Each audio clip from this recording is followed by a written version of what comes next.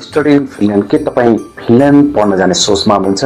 यदि हो भने फिनल्यान्डको लागि एप्लिकेसन खुलिसकेको छ। फिनल्यान्ड एउटा युरोपको सेन्जेन अन्तर्गतको कन्ट्री हो। यो कन्ट्रीमा गएर तपाईँले आफ्नो करियर पढाइहरूलाई अगाडि बढाउन सक्नुहुन्छ।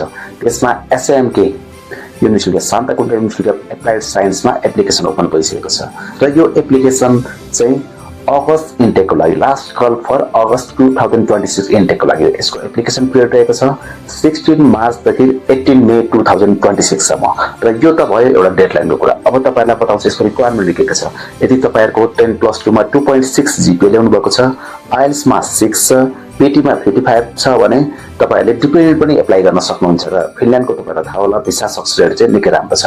अब के प्रोग्राममा खुलिरहेको छ एप्लिकेसन भन्दाखेरि चाहिँ तपाईहरुलाई म प्रोग्रामको बारेमा बताउन गएको छु। Bachelor of engineering in AI यानी कि डाटा इन्जिनियरिङको लागि त्यस्तै bachelor of business administration in international business, bachelor of hospital management in international tourism management, bachelor of engineering in logistic, bachelor of engineering in mechanical engineering, bachelor of engineering in mechatronics, bachelor of health care in physiotherapy को लागि application खुलिरहेको छ। यी प्रोग्रामहरु तपाई पढ्न चाहनुहुन्छ भने तपाईले एकपल्ट सेन्ट जेभियर एजुकेसन कन्ट्रीमा भिजिट गर्नु होला र यसको लागि तपाईलाई म बताउँदै छु 1500 युरो स्कलरशिप पनि पाउन सक्नुहुन्छ जुन चाहिँ अर्ली बर्ड स्कलरशिप भनिन्छ।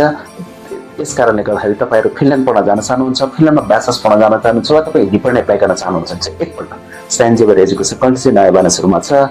हाम्रो युरोपको काउन्सिलरलाई भेटेर तपाईको आफ्नो फर्दर डेस्टिनेसन युरोपमा पढ्न सक्ने कुरा गर्नुहोस्।